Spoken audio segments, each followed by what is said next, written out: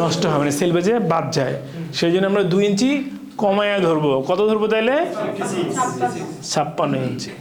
এটা সাপ্লাইয়ের সাথে very clearly discuss করে নিতে হবে যে ফিনিশড উইথ কত আর কাটাবল উইথ কত। কি বললাম?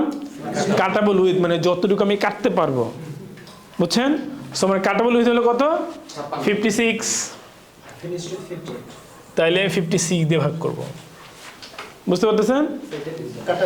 হ্যাঁ, ফেব্রিক কাটাবল উইথ ফিনিশড উইথ, হ্যাঁ ঠিক আছে। সো তাহলে এখন 56 উইথ দিয়ে ভাগ করব। এখন আমি তাহলে কি পাবো? ওই যে এরিয়াকে উইথ দিয়ে ভাগ করলে কি পাওয়া যায়? লেন্থ। একটু পড়ছি না আমরা এর আগে যে এই যে লেন্থ সমান সমান এরিয়া ডিভাইড বাই উইথ। এটা হলো আমার এরিয়া, এই যে এরিয়া না, 58 হলো ফিনিশড উইথ, এগুলো ফেব্রিক ফিনিশড উইথ, আর এটা হলো ফেব্রিক কাটাবল উইথ। না, কাটাবল মানে কাটার যোগ্য, ঠিক আছে? মনে করেন আপনাকে একটা ফেব্রিক দিলেই দেখবেন যে সেলভেজে ফুটা ফুটা ফুটা ফুটা ফুটা ফুটা করা থাকে, আর ফেব্রিক শোয়ানোর পরে পুরোটাকে কাটা যায় না। একসঙ্গে অনেকগুলো লিয়ে দেওয়া হয়, তখন একটা একটু বামে একটু ডান একটু বামে এরকম হয়ে যায়। এই কারণে দুই সেট দিয়ে কমপক্ষে 2 ইঞ্চি ফেব্রিক বাদ যায়, বুঝতে পারতেছেন? কমপক্ষে 2 ইঞ্চি বাদ যাবে। সো এই পর্যন্ত বুঝছেন? এখন করেন কন্ডিশন পেয়ে যাবেন। আসছে কত? আসছে 288। অ্যান্সারটা কি? ইঞ্চিতে কত আসছে? 288 ইঞ্চ। এই হয়ে গেছে কন্ডিশন, শেষ।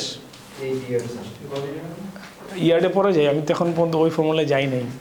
সো ফর্মুলা আমি চেঞ্জ করছি, তাহলে কন্ডিশনের ফর্মুলা কি? Length equal to area divide by width. হ্যাঁ, উইথ মানেই তো যে ফেব্রিক ফিক্স থাকবে, কেন এছাড়া তো অন্য কোনো উইথ দিয়ে ভাগ করার সুযোগ নাই। কারণ আমি যদি বডি উইথ দিয়ে ভাগ করি তাহলে বডির লেন্থেই আবার পাবো, ওটা আমার দরকার নাই। আমার দরকার কি? আমার দরকার কনজেনশন, মানে ফেব্রিকের উইথ বের করা দরকার, সরি ফেব্রিকের লেন্থ বের করা দরকার। আচ্ছা, এখন যে আলোচনা করলাম না যে আমার সাপ্লায়ার কি চায়? ইয়ার্ডে, ইঞ্চিতে না। এখন যদি এরকম ইঞ্চি দেন, যদি 10,000 20,000 50,000 2-3 লাখ ইঞ্চি হয়ে যায়, তাহলে বারবার লিখতে কষ্ট হবে না? এই জন্য সেটাকে আমরা কী করবো? ইয়ার্ডে কনভার্ট করব। এই জন্য এটাকে আমরা 36 দিয়ে ভাগ দেবো। কত দিয়ে? 36। এখানে লেখেন 36 inch equal to 1 yard. Clear? তাহলে ভাগ দেবো কত দিয়ে? 36। কত আসে? 8 এই 8 ইয়ার্ড হলো আমার কনভেনশন পার ডজন। বুঝতে পারছেন? সহজ জিনিস না? কঠিন লাগছে কারোর কাছে?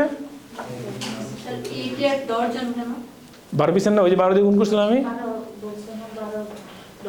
ক্লিয়ার? শিখছেন কনভেনশন? হয়ে গেছে।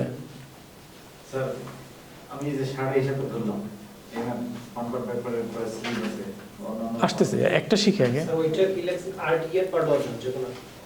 ইয়ার্ডের সংক্ষিপ্ত আমরা ওয়াইডি দিয়ে লিখি, আর ডজনের সংক্ষিপ্ত ডিজেড দিয়ে লিখি, ঠিক আছে? মানে 8 ইয়ার্স পার ডজন, মানে 12 পিসের জন্য।